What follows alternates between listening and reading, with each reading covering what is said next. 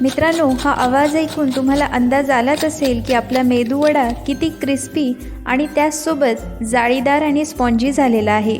Delicious foods मराठीमध्ये मी माधुरी आपल्या सगळ्यांचं मनापासून स्वागत करते। आज आपण उडपी हॉटेलमध्ये मिळतो तसाच अगदी क्रिस्पी आणि स्पॉन्जी असा मेदूवडा बनवणार आहोत। त्यासोबतच उडपी हॉटेलच्या काही स्पेशल टिप्स आणि ट्रिक्स या व्हिडिओमध्ये आपण बघणार आहोत। चला तर मग वेळ न घालवता रेसिपीला सुरुवात करूया। मेदूवडा बनवण्यासाठी सगळ्यात पहिले आपल्याला अर्धा किलो उडदाची डाळ घ्यायची आहे। त्याचसोबत अर्धा चमचा मेथी आपल्याला त्यामध्ये घालायची आहे। आता ही उडदाची डाळ आपल्याला 2 पाण्याने अगदी स्वच्छ धुवून घ्यायची आहे आणि त्याचबरोबर 7 ते 8 तासांसाठी ही उडदाची डाळ आपल्याला भिजवून घ्यायची आहे। 7 ते 8 तासानंतर तुम्ही बघू शकता की आपली उडदाची डाळ अगदी व्यवस्थितपणे भिजल्या गेलेली आहे। आता यामधलं पाणी आपल्याला काढून घ्यायचं आहे। आता मिक्सरला ही उडदाची डाळ आपल्याला अगदी छानपैकी वाटून घ्यायची आहे। उडदाची डाळ वाटून घेताना एक गोष्ट लक्षात ठेवायची की पाणी अगदी कमी प्रमाणात आपल्याला घालायचं आहे। साधारणतः या प्रकारे आपल्याला पिठाची कन्सिस्टन्सी ठेवायची आहे।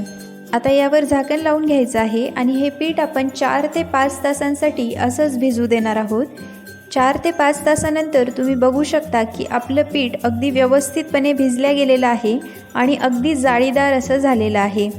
उडपी हॉटेलचे वडे क्रिस्पी आणि स्पॉन्जी होण्यामागे हेच खरं सिक्रेट असतं की ते पीठ दळल्यानंतर ते पीठ 4 ते 5 तास भिजू देतात। त्यामुळे ते काय होतं की अगदी स्पॉन्जी तयार होतं। आता या पिठामध्ये आपल्याला थोडीशी कोथिंबीर, बारीक चिरलेला कढीपत्ता, 1 चमचा ओवा आणि 2 चमचे मीठ घालायचं आहे। आता हे सर्व आपल्याला पिठामध्ये अगदी व्यवस्थितपणे एकजीव करून घ्यायचं आहे। तुम्ही बघू शकता या ठिकाणी आपलं मेदूवड्याचं पीठ अगदी व्यवस्थितपणे तयार झालेलं आहे। आता एका प्लेटमध्ये पाणी घ्यायचं आहे आणि ते पाणी हाताला लावून घ्यायचं आहे। त्याचसोबत एक चाळणी घ्यायची आहे आणि त्या चाळणीला देखील आपल्याला पाणी लावून घ्यायचं आहे। आता पिठाचा एक गोळा घ्यायचा आहे। पाणी हाताला लावल्यामुळे काय होतं की पीठ हाताला चिटकत नाही। आता हा गोळा आपल्याला चाळणीवर ठेवायचा आहे आणि त्याला व्यवस्थितपणे गोलाकार द्यायचा आहे। त्यासोबतच मध्ये एक होल आपल्याला पाडून घ्यायचा आहे। तुम्ही बघू शकता आपला मेदूवडा तयार झालेला आहे। आता हा तयार झालेला मेदूवडा आपल्याला अगदी गरम तेलात सोडायचा आहे। अशाच प्रकारे मी सर्व मेदूवडे तयार करून घेतलेले आहेत आणि ते तेलात सोडून घेतलेले आहेत। आता गॅसची फ्लेम आपल्याला मीडियम करून घ्यायची आहे आणि मीडियम फ्लेममध्ये हे वडे आपल्याला 5 ते 7 मिनिटापर्यंत तळून घ्यायचे आहेत। साधारणतः 5 ते 7 मिनिटानंतर तुम्ही बघू शकता की आपले मेदूवडे अगदी व्यवस्थितपणे तळल्या गेलेले आहेत आणि त्याला छानसा असा गोल्डन ब्राऊन रंग या ठिकाणी आलेला आहे। आता हे सर्व मेदूवडे आपण काढून घेऊयात आणि अशाच प्रकारे सर्व पिठाचे मेदूवडे मी तयार करून घेतलेले आहेत। तर मित्रांनो, या ठिकाणी आवाजावरून तुम्ही बघू शकता की आपले मेदूवडे किती क्रिस्पी तयार झालेले आहेत आणि त्याचसोबत जाळीदार आणि स्पॉन्जी देखील झालेले आहेत।